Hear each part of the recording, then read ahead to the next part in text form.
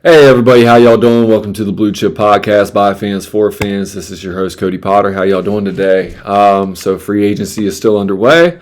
I'm going to give us a little 7-round mock for the Commanders. Just going to kind of do this. We have a little bit more of a feel for what this roster is going to look like going into the season. As we all know, day one, Adafe Owe, $100 million 4-year, $25 million AAV. Then you got Leo Chenal. We had Nick Cross and Chiga Kwanko. And then we got some more depth signings going on. You got Chris Paul re-signed. Jerome Ford was added, which is a big reason why I want to do this mock. It's just going to go. I mean, my mock is always very similar. A lot of people are talking about, Jeremiah Love is probably not going to be there. There's a lot of love for Jeremiah. There's a lot of love for Jeremiah Love, man. He's a hell of a back, man. He's dynamic. To me, the running back position has never really been devalued. I feel like it's a quarterback's best friend, especially a young quarterback, man. Russell Wilson, man. Dak Prescott, like quarterback. Whether they won the Super Bowl or not, having a dynamic running game or running back, whether it was Ezekiel Elliott when he was with Dak Prescott early on, both in the same draft class, then, Russell Wilson came in. They had Marshawn Lynch. We all know how that went. Won a Super Bowl, went to 2 in a row. Honestly, probably should have gotten 2. Most of the time, man, the dynamic running backs don't go to a team with a dynamic level quarterback, man. But a lot of times these dynamic quarterbacks also don't have that dynamic running game, and the game is all on them, and then we wonder why they're hurt all the time or everything's on their shoulders. They get to the playoffs, they don't make that one play here or there, coming from behind because they don't have a run game, can't keep a lead, things like that. A lot of times the defense, when these quarterbacks are under contract like that, you're going to be missing some depth. The reason for me being so high on Jeremiah Love outside of just the tape is because I value the running back position, man. I mean, back in the day, the Alvin Kamara, Derrick Henry, Christian McCaffrey draft, I would have taken any of them. And that was back when running backs were seriously devalued. And I was like, man, there's like 5 guys in this class, and there were. I mean, there really, really were. Over time, man, Jamar Gibbs is one of my highest graded running backs ever. I mean, you just watch this kid on tape, whether it was high school, college, he's just so much faster than everybody. Bijan Robinson, again, I mean, just like these guys were that good. Saquon Barkley in his class was my highest graded player. So again, man, it's just I don't devalue the running back position. I just wanted to talk about this because there's been a lot of talk about him going to the Tennessee Titans, and I did a mock with him going to the Tennessee Titans before free agency, before the combine, before everything. And my mocks don't tend to move, man, and my grades, they definitely don't change very much due to the combine or anything like that. I already know what these guys look like on tape, so whatever they time, it is what it is. I mean, if it's so far off, like 0.4 of a second, which I mean, dude, you're just not going to see nothing like that. Outside of maybe one player I did like coming out of Pittsburgh, the safety back in that day. But, he ran like a 4.9, and that was crazy. Ended up not getting drafted. Had really good tape. Never heard from him again. But again, man, that's like a one-off of it never really happening, man. Jeremiah Love on tape was always really good. And like I said, I think the best thing you can do for Jaden Daniels to protect Jaden Daniels. I mean, whether it's by committee, whether it is having that dynamic running back. I like the dynamic running back. It still doesn't mean you don't have a room. But the biggest thing is that dynamic element, man. When you have a guy that can take it 60, 70, 80 yards, and there's only a few of those guys that can do it consistently, that can still run between the tackles and handle the load. When you have one of them guys, you have something that no other team really, really has. So again, it's I don't devalue that position at all. We signed Jerome Ford. We brought back Jeremy McNichol. We also added we had one more. Jeremy McNichol, Jerome Ford. Anyway, nor here nor there. Anyway, we've got a really, really good idea for Adam Peters cleaning up this roster, man. He's addressed the tight end position. That's going to help benefit Jaden Daniels. More than likely, we're going to see how this mock falls. I'm not picking the first, 6 picks or any other team. So, we're going to see what they give us on random, but I'll do a lot more explaining as to why I either give Jaden Daniels a weapon or, maybe one of them defensive players fall. I don't really see the edges falling. So if that happens in this mock, more than likely I'll take the edge because I'm a best player available kind of guy. The edge position is definitely highly valued. I think the player is worth it at that position. Honestly, whether it's Ruben Bain or David Bailey, Arvell Reese, I mean, you can make a thing there for it. But I mean, for me, he's not grading out as the highest for me. I really do factor a lot of things into the tape. So without further ado, man, we're gonna get into this mock, man. Let's get into it and let's see what we got here. So we're gonna start this off right now. We're gonna see what these top teams do. Fernando Mendoza, everybody knows all that. Everybody knows what's going to happen in front of pick number 1. So Jeremiah Love is available. So I didn't really think that was going to happen. I know my last mock that I did all 32 teams. I did take Jeremiah Love to us. Sonny Styles was available. That was something that I had to kind of weigh. Anybody that checked it out. I mean, this is easy for me. So again, I will actually get to explain it for this episode. So I mean, this just kind of worked out perfect because it fit the narrative of everything that I was trying to do. Jeremiah Love, man, you add this type of running back, man. Whether Bill Jacory-Krosky-Merritt was the only guy that was under contract for here. I will get that other name while I'm here talking to you. I know we added Jerome Ford, who I was very high on coming out of Cincinnati, man. Jerome Ford was a really, really good running back for Cincinnati. Had an 1,100-yard season with the Cleveland Browns. I mean, they address running back, man. They do it all the time. They've made a lot of picks in there. And they've drafted some pretty good players at the Rachaad White. I don't know why I couldn't get it. I was like, I know he played with Jaden Daniels before. So anyway, Rachaad White, man, really talented back, not explosive, really good pass blocker. Another thing Jerome Ford gives you. And honestly, I think that's going to be really good for Bill in camp, seeing 2 veteran guys on this roster. Jeremy McNichols is a really good blocker too as well. So you're going to have 3 veteran guys in the room with a guy that we drafted 7th round rookie. He needed a little bit of refinement in the passing game, whether it's the pass blocking department or knowing how to, consistently keep on his keys and his marks in the passing game to be a receiver. Drafting Jeremiah Love, man. Nobody that we have signed would prevent me from drafting Jeremiah Love. I know that's been talked about on media outlets everywhere. Do I know if he's even going to be available to us? No. I've answered a lot of questions to a lot of friends of mine. They're like, man, what about the defense though? Well, I mean, free agency, we went out and signed defense, and I knew that was going to be a thing. But beforehand, I mean, before we made one signing on defense, the draft for me is always the same narrative. My narrative going into the draft, pre-free agency, post-free agency, pre-combine, post-combine, it does not change. My grades are the same. It's always the same for me.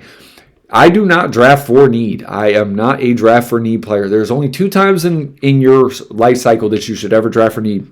If it is year 1 of a new head coach and GM and you're wiping the table clean, if there's a quarterback that you are absolutely in love with, maybe he's like the 7th overall player in the draft, whatever it is, and you have pick number 1, you're going to pick the quarterback. The quarterback position it trumps all in the positional value. I mean, so it doesn't really matter what the rank is. It matters if you love the player, if he fits what you want to do stylistically, schematically, and everything that you got. Well, we have the quarterback.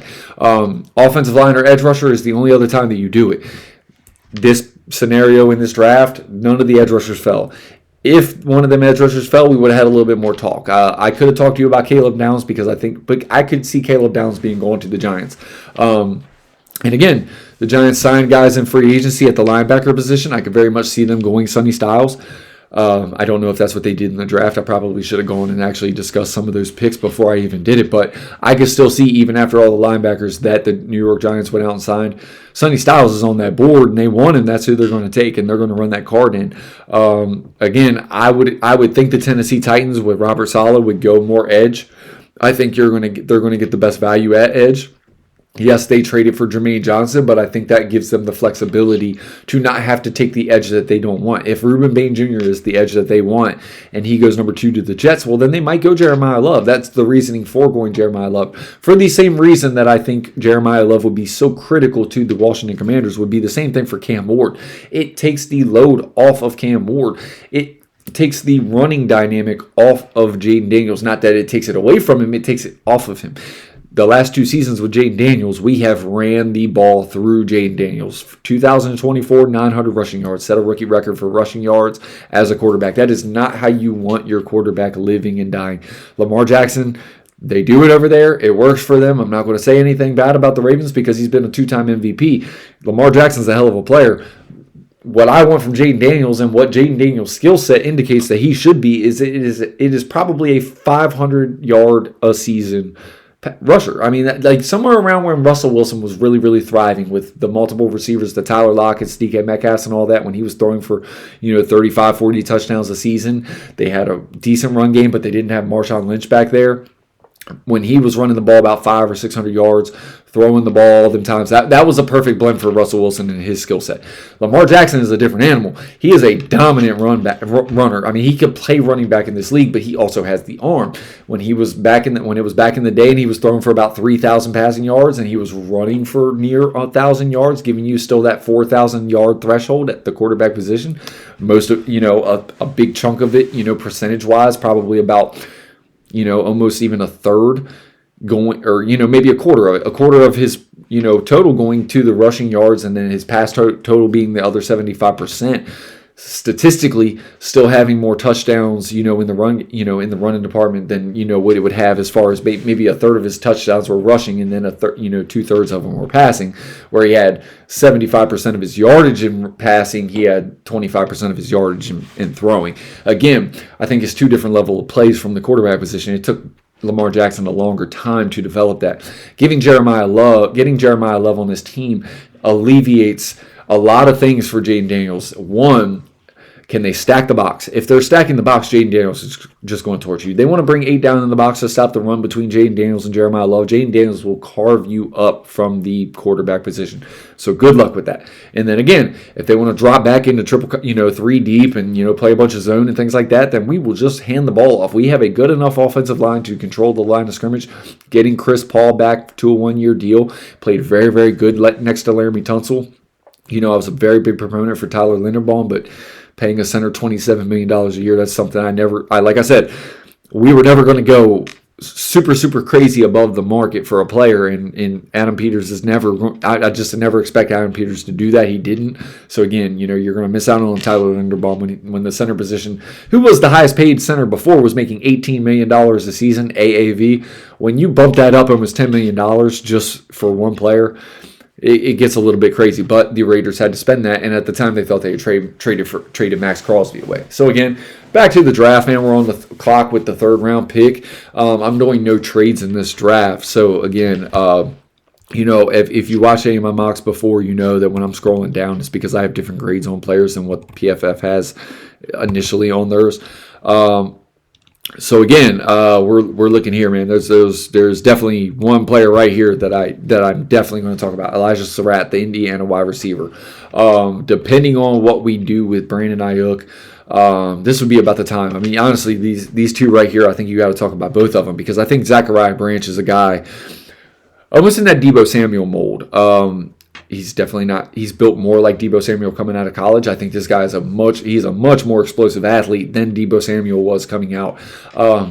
Gives you that screen game. I think he has a lot more opportunity to excel vertically in an offense than maybe what they did at Georgia. I think there's a lot more to his route tree. I think to where. You look at Elijah Surratt, he's that Keenan Allen type. He is that I'm going to route you up. Everything is refined. If my break is at 12, it's at 12 all the time. If it's a 12-yard out, it's 12-yard every time. The nuances of the wide receiver position, Elijah Surratt is rock solid at. Max Clare would be an amazing addition. And like I said, this 3rd round right here, we're going to talk about a lot of names because as we get later into the draft, we're not talking about the immediate impact. We are talking about having 5 picks in this draft because I'm doing no trades. I'm just going into it doing no trades, and that's how we're going to do it. We're going to talk about quite a few prospects with this 3rd round because this is a position where you need a hit. 3rd round is very important. It's a player that you want on the field playing, serviceable snaps, and honestly having an impact, year 1 by the end of the season. Year 2, you kind of want that guy to be a consistent piece on the field, pretty much all game.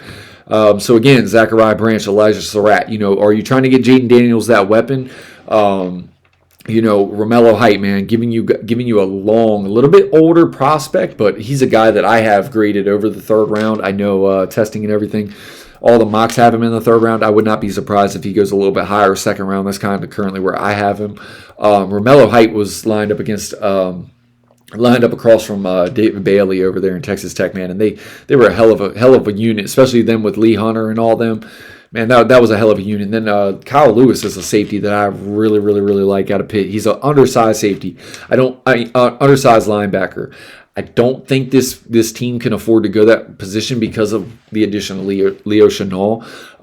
And then what they already have with Frankie Louvu. I don't think this guy plays that jack position. I think honestly, I think he's very similar to Sonny Styles, where he probably has that safety skill set, but he translated so well to the linebacker position. Sonny Styles has the elite measurables, height, weight, speed to play that linebacker position and hold up in the NFL, and you not really have the concerns. Kyle Lewis is going to be a little bit more of that modern. I'm smaller. I might get a little bit swallowed up in the run game a little bit more often than you like to see, but I tell you what, man, he pursues to that football, man. He's a really good player. And then actually, there's another player I love here, Sam Heck, the center out of Kansas State. That's got to be somebody that you're looking forward to, because signing Nick Allegretti to replace Tyler Biotish. Nick Allegretti has been here. We saw him have some reps the last 2 weeks for Washington at the center position. Held his own. He did good, man. But he's not dominating. He's not a dominating force. He's been kind of a career fringe starter, really early backup kind of player, man. Moves around the offensive line. I mean, he's serviceable when he's out there, plays with good effort. He's a really good locker room guy. Long term, man, like, you want the best player in front of Jaden Daniels that you could ultimately have, and you want that under the team friendly cap control. A third round center is where you start to find that's that area where, unless they're an elite blue chip prospect, which Sam Heck, I mean, I got a red level grade on him, but this is where red level centers go. I mean, the third round, fourth round, I mean, you could get good centers in the third and fourth round all the time that come out and, they're really good players. Very few guys, like the Linderbaums or the Chiefs, center, go late round 1, early mid round 2, things like that. Anthony Hill Jr., another linebacker. Now, see, that would be the pick. If you're trying to go defense and you're trying to, shore up that thing, Sonny Styles wasn't available round 1. Anthony Hill Jr. is a hell of a player, man. That's a true green dot player. You put him next to Leo Chenal, kind of mix and match him with, Jordan McGee, Frankie Louvu, which, you're going to move Frankie Louvu and Leo Chenal around, man. Those guys are going to be playing some jack. They're going to be playing, with their hand in the dirt some, depending on whether we're playing like a 5-2-5 nickel or, we're playing 3-4 base front. You had that nickel player, kind of playing the jack role. Trust me, man. There's going to be a lot of mixing and matching on this defense. One thing about the Brian Flores defense that I think we're going to see here on the Commanders is whether it is a base 4-3 or it's a base 3-4, whatever they are, man, Brian Flores plays the highest percentage of base defense, which means the nickel cornerback position is probably not as pivotal of a role. It's not as refined. They're not playing 60-70% of the snaps in the nickel. So again, I think there's going to be some movement in the nickel position, whether it's Amik Robinson or you switch Mikey Sanders still down in there for a certain package. They send their number 1, number 2 wide receiver down to the slot. Maybe you move Mikey inside just because that's his key for the game. Maybe Quan Martin comes down there and starts playing in the nickel a little bit. But again, you're going to have packages in the nickel. You're still going to run 40 to 50%. And that's a lower end. For most NFL teams, if Durante Jones is going to run that very similar to Brian Flores, we might be in the 40% range. If he's going to run more of a traditional, it's going to be probably closer to the 55-70%, which is more traditional of what teams are running the nickel in nowadays. Anthony Hill Jr. will give you a really nice pairing between Leo Chenal and Jordan McGee, and however they want to mix and match them three, because 2 of them are realistically inside linebackers. All 2 of them have the skill set to play outside linebacker in a 3-4 early down situations where it's more run stopping, not getting after the quarterback, rushing the passer. Now, Leo Chenal could play the 3-4 outside linebacker, like I was saying, more of that jack roll and things like that. Anthony Hill Jr., I think, gives you a true green dot. That's a player. Jake Slaughter, another center. I have him. Honestly, I have 3 centers that I really love in this draft. One is Sam Heck, one is Jake Slaughter, and then one is going all the way back to the 5th round, 6th round that I'm seeing in these mocks. Probably going to be my pick a little bit later, which is why we're not going to go the Sam Heck right now. We're going to try to get a little bit more value out of this pick, only because I'm seeing Logan Jones drafted so late in these mocks on PFF. Do I think he's that level of player? No, I think he's up there with, I think he's grading out. To me, if you made if this is what you're looking at, okay, so you address free agency with 3 edge rushers, 2 of them on 1-year deals. One is a long-term piece. That is a long-term commitment player. We have made very few long-term commitment players under the Adam Peters regime outside of your draft picks. So draft picks, this is going to be a long-term addition. This is where, what do the grades look like? Okay, so if it was me, I right now I'm just telling you, if I'm looking at this roster, okay, well, I'm looking at Zachariah Branch. Well, I feel like we have 2 similar guys in Zachariah Branch, maybe a little bit smaller if we're talking about the Jalen Lane, or a little bit bigger if we're talking about the Luke McCaffrey, not quite as explosive. So what I'm looking at for the slot position, which is where I think Zachariah Branch really, really thrives at, the versatile usage of him and the things like that. I think we have a couple players that are in that department, in that mold. Now, Elijah Surratt is a true outside, can line up in the slot, very, very technical. I have a higher grade on Elijah Surratt than probably most people do, and then same here at this point with Romello Height. And honestly, Deion Burks is a really, really good receiver in his own right, man. Very, very, very, very explosive athlete in his own right. I wouldn't be mad. Honestly, if you told me that our 3rd round pick was any of these 5 names right here, whether it's Max Clare, Zachariah Branch, Max Clare, I think it has a real opportunity to be that, but there's another player I like a little bit later. I don't know if they would go that route. I think they have 2 young pieces on this team that they really, really like. Signing Chigakwanko to the contract that they did, I think that's going to be the additions at the tight end position, because Chigakwanko is now somebody that you're looking at as a more long-term piece because you gave him a 3-year contract, 2 guaranteed, to get yourself into a position where maybe you draft the tight end of the future later. If Chigakwanko, who is 25, he has a real chance of being a long-term starter here, way past the end of this first contract that he signed here. He could sign a 2nd and maybe even a 3rd with his skill set and things like that. So I would say Max Clare is probably not really a true option for me. So with this pick, whether it's Elijah Surratt, whether it's Romello Height, I would go to my grades. Romello Height is that dude, a little bit older prospect. I think I see a little bit, like if I'm looking at the wide receiver position, this is where need starts to come into play. Round 1 is always best player available. Round 3, if it comes between the 2, it's going to be the higher grade. Round 3, I can start to assess needs on the roster. So what are we going to talk about needs on the roster? Okay, well, we signed Clavon Chason. 1-year deal, has a potential to come back here on another, more years or on a bigger contract next year. If he excels in this defense, if he gets 10 plus sacks in this defense, he's going to make a hell of a lot of money next year. Maybe you can't afford to pay him and, Odafe Owe. Maybe it just clicks here and you're like, man, we can't miss out on this player. He fits everything we want in the locker room. We're going to keep Clavon Chason because Clavon Chason, I think 25, 26 years old. Odafe Owe, 25, 26 years old. So the picking of Romello Height just gives you that rotational piece that, trust me, you can never have enough edge rushers. And then we signed another pass rusher from the Chiefs who is really, really good against the run and also gets pretty good sack totals for the amount of reps that he gets.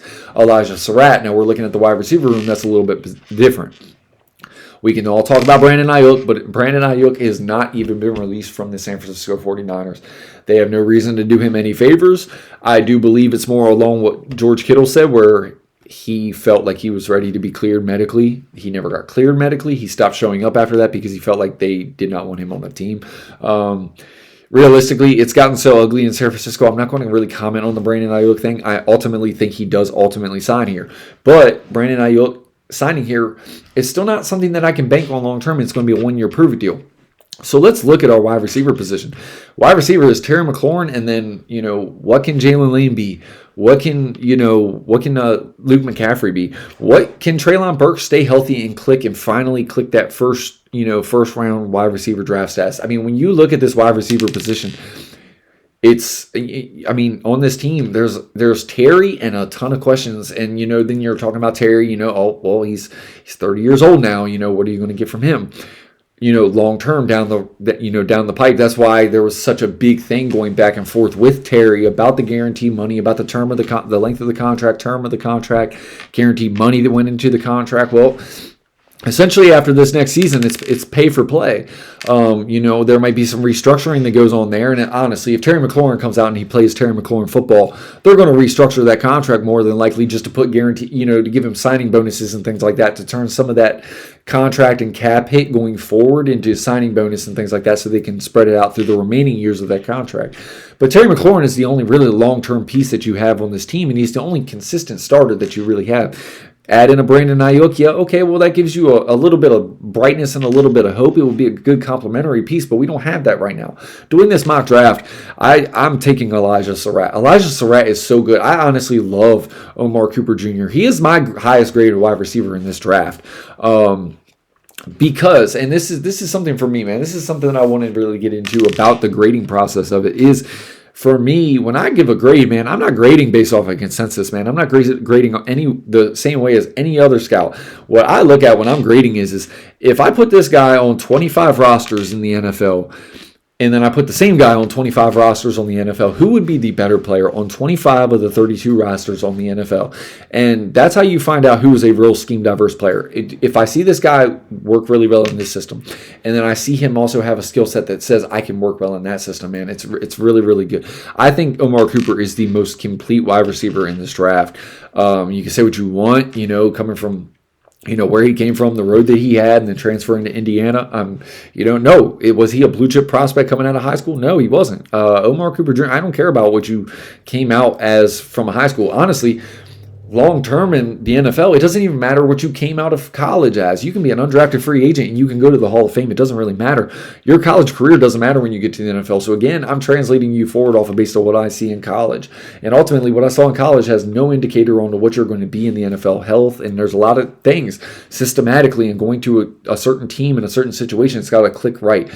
The way that I grade is even if you went to the worst team in the NFL or went to a team that didn't even fit your skill set perfectly, could you still be Clinton Portis going from the zone blocking scheme in Mike Shanahan to a power man scheme in the Joe Gibbs system? Can you do that? And if you can do that and excel and still be a really, really good player, that's how I'm grading you. I mean, that's how you really become a true blue chip prospect in this draft. So again, we've made our picks. So far in this draft. Round 1, Jeremiah Love, and then round 3, Elijah Surratt, wide receiver from Indiana, a player that I really, really like, man. Again, we can talk comps all day. Ultimately, the players are going to be what they're going to be. Their skill set is their own, skill set. Every year, it seems like the players get faster. Every year, it seems like they get a little bit bigger, a little bit more athletic, a little bit more broad jumping ability and things like that, explosive traits and things like that. And as the league completely gets faster, you start to see these guys who start to have some of these testing numbers that are a little bit ahead of, the era before, and they start to play that similar style to that player from the era before because things have gotten faster. It's not that they're, a possession receiver or anything like that. So again, going into the 5th round of this draft, pick number 145. So, I mean, we got a Nicholas Singleton here. He's a bruising back. Well, I'm telling you one thing Adam Peters is not doing since signing Jerome Ford, Jeremy McNichols, there's going to be a lot of running back competition in that running back room. You got 2 longer-term pieces in Jeremiah Love and Bill Ja'Cory Krosky-Merritt. There's a lot of cap flexibility that you have from the running back position, cheap for the next 4 or 5 years. Halfback position is not going to be a position that we're addressing in the 5th round here. We do not need depth. There's depth at the position. Namde Tucker, the Western Michigan edge rusher. You're talking about a long, explosive, really, really talented player. Coming from Western Michigan, there's going to be a big jump in competition that he's coming from. That said, I think there's a real opportunity where if you get this guy at this point in the draft, and you have a plan for how you're going to deploy him long term. Can this guy give you reps? Can he become a situational pass rusher, things like that? I think you have enough. I think you have a little bit too many veterans in there that you're going to probably get this guy on the field round, first year. But maybe year 2, year 3, you can start to work this guy in. You lose a player or 2 on the edge position. That guy shows you something in practice that says he deserves an opportunity. Maybe it keeps you from drafting an edge rusher a little bit early next year.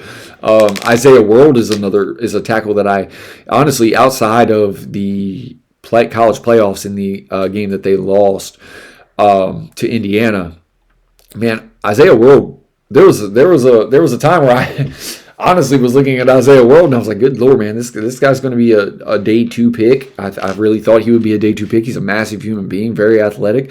I was like, damn, he's about to go just like Josh Connerly. I think he's going to come out. There's a world where, I don't know what it is about Oregon tackles, but they don't get the draft love. Not for their height, weight, speed, and the ability and the traits that you see. I think it might be because they are scheme dependent. They're definitely zone blocking offensive linemen. I think that's what they are. Isaiah World's a big, huge human being. You kind of saw him have a little bit of struggle with those smaller, twitchier pass rushers that Indiana had. The fact that we have Laramie Tunsil, we have a lot of pretty good, solid depth. If there's any position on the offensive line that I don't think we have sufficient depth at, it is the center position. Then when you got the other halfback from Penn State, Katron Allen, another guy that probably has a lot of hype, a lot of name value and things like that. There's a lot of halfbacks going around this area. Ephesians Prysock is a player that I really, really like. I've definitely drafted this guy in a bunch of mocks in my mid mocks just to kind of see how these mocks are falling. Kevin Coleman Jr. That's a explosive athlete right there, man. He's fast. He definitely knows what he's doing when he gets the ball in his hand. This is where need meets value meets. Yeah. Yep. As I'm going down this list, I'm looking and I'm looking and I'm looking, and yeah. So we're not going to go any further because I'm already sold on this pick with what I'm seeing. Desmond Claiborne is a halfback that I really, really like. I think this guy is getting really, he's not getting the love for his skill set. I'm going to go safety Michael Taft right here. Michael Taft can play both safety spots, I do believe. I think he's more of a over the top. I think he's a true free. Can come up in the box, can play the run, gives you a little bit of scheme versatility. I think he would pair very, very well with Nick Cross if Quan Martin cannot excel and play at a high level the way that we saw him play in 2024. I think Michael Taft is a guy that, honestly, if Quan Martin doesn't get his act together, can't clean up the tackling issues, well, I know Michael Taft can tackle. That's a starting level safety that we're talking about in the fourth, fifth round. The value was way too high for me. That's where need meets skill set, and honestly, I think Michael Taft is a much better player than this point in the draft. I know the Washington Commanders have met with Eric Rivers, speedster out of Georgia Tech. Georgia Tech always has a lot of athletic, truly dynamic kind of skill sets flying around on that offense. It's really, really hard in that three-headed running monster, where they just kind of throw the ball down the field and chuck it, every now and again. But it's based off all the run game. I think it's really hard for a wide receiver to excel there. Even Calvin Johnson didn't even have like the craziest numbers when he was there. So again, let's see, as we're going here. Well, this is pretty easy for me. Miles Kitchelman, man, I don't care what that 4.92 says at the combine, man. Honestly, dude, I think this is a guy. When I watch him on the field, he can run. He definitely plays a lot faster than a 4.9 40. We could talk about Bishop Fitzgerald. I think he had a lot of support. VJ Payne is a guy that I really, really like. You could definitely draft this guy for long term. He can play special teams. VJ Payne is a tone setter for the K-State defense. Of course, everybody knows what Lorenzo Styles Jr. Everybody knows that him and his brother went to the combine. They really, really tore it up.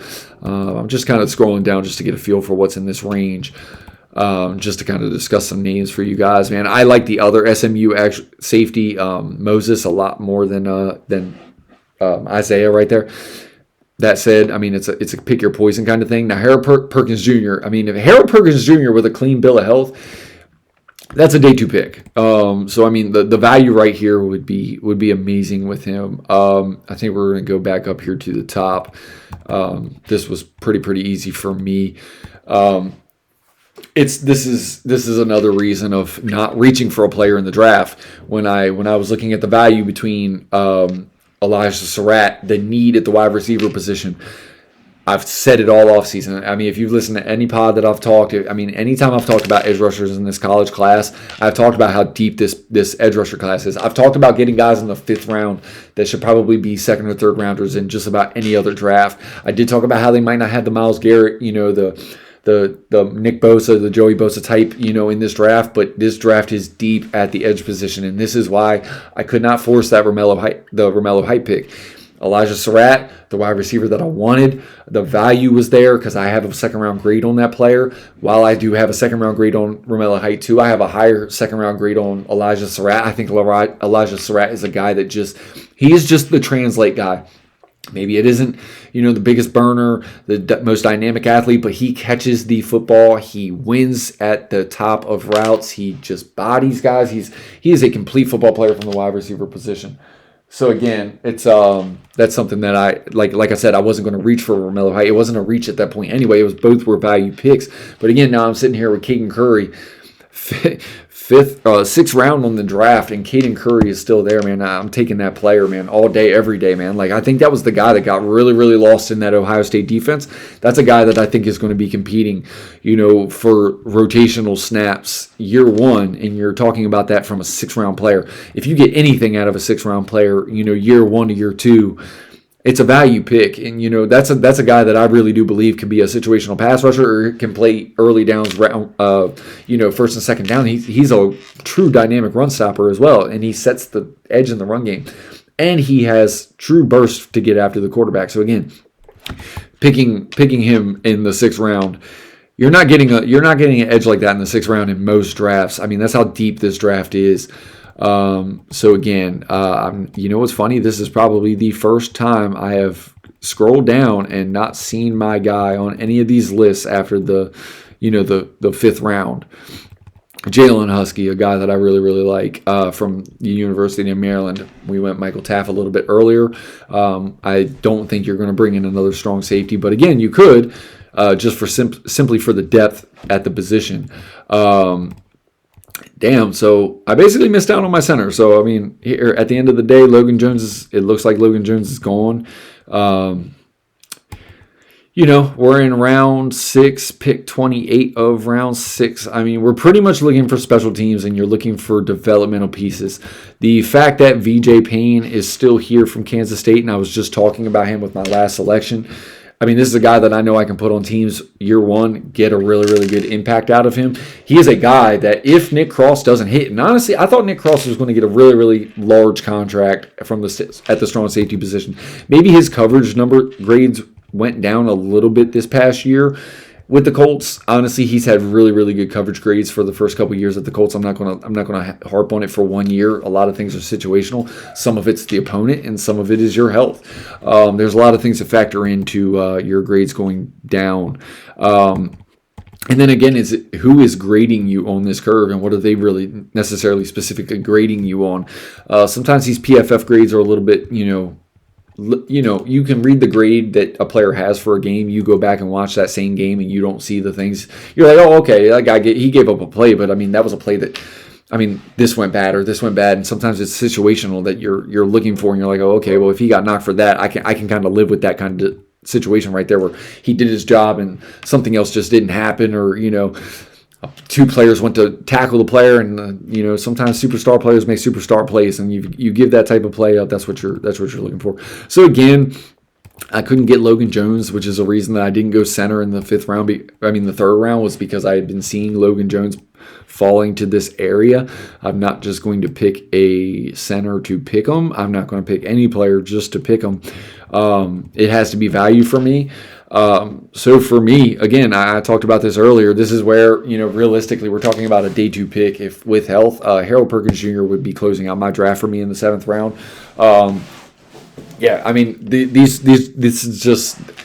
This is the best player that's available at the round and at the position. Like I said, went to the draft kind of wanting to get Logan Jones. Logan Jones wasn't there.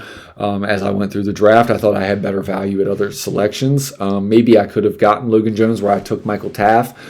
Michael Taff is just too good of a player for me to pass up at that position. I think Michael Taff could be a day 1 starter if Quan Martin didn't necessarily hold that job. So we'll see what we graded at. Michael Taft. They said I could put Tim Keegan the third on the defensive end position.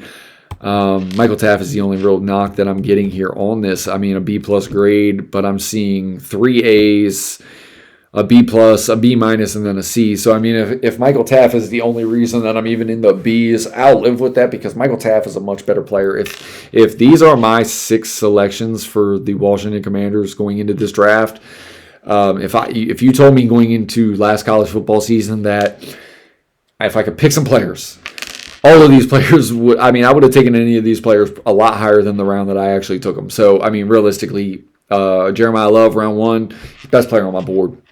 Elijah Surratt, Michael Taft. I mean, both of those guys. I mean, honestly, Elijah Surratt, I have as a second-round player. Would not be surprised if he went, kind of early, mid-second.